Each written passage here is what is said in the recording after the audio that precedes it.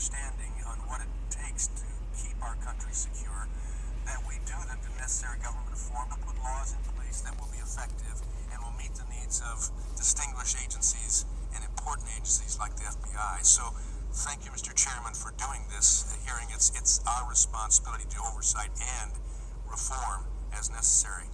In going back, Director COMEY, to paraphrase the Espionage Act, the people in the 7th District of Michigan understand it from this perspective in common sense. What it says, that whoever being entrusted with information related to national defense through gross negligence permits the information to be removed from its proper place in violation of their trust shall be fined or imprisoned under the statute. There doesn't seem to be a double standard there. It doesn't express intent. You've explained your understanding of why intent is needed, and we may agree or disagree on that, but the general public looking at that statute says it's pretty clear. The question I would ask, Director COMEY, what's your definition of extremely careless, if you could go through that? I intended it as a common sense term. It's one of those kind of you know it when you see it sort of things. Somebody who is should know better.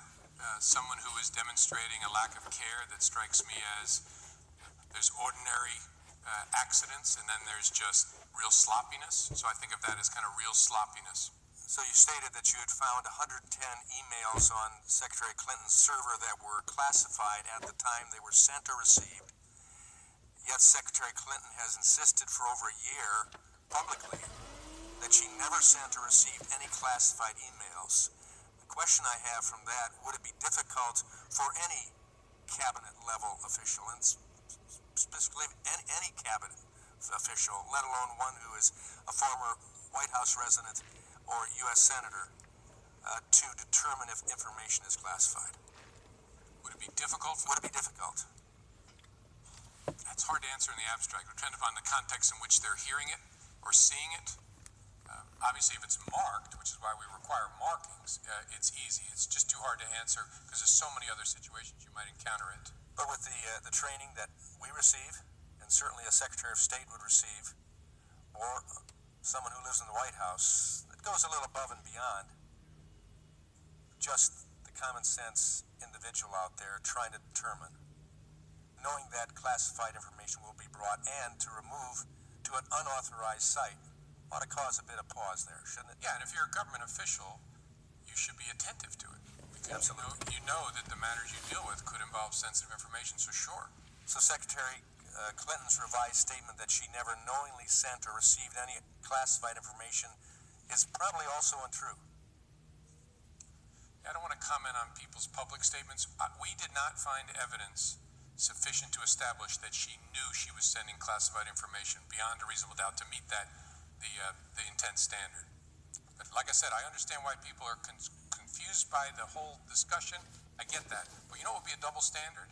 If she were prosecuted for gross negligence. But your statement on Tuesday said there is evidence to support a conclusion that any reasonable person in Secretary Clinton's position should have known that an unclassified system was no place for that conversation. I stand by that. And that's very clear. That's the definition of carelessness, of negligence. Which happened Oh, yeah. as a result of our former Secretary of State's decisions. Yes. Is it your statement then before this committee that Secretary Clinton should have known not to send classified material, and yet she did? Certainly she should have known not to send classified information. As I said, that's the definition of negligent. I think she was extremely careless. I think she was negligent. That I could establish. What we can't establish is that she acted with the necessary criminal intent. Do you believe that that since the Department of Justice hasn't used the statute Congress passed, it's invalid? No, I think they're worried that it's invalid, that it will be challenged on constitutional grounds, which is why they've used it extraordinarily sparingly in the decades. Thank you. Yield back. Thank the gentleman.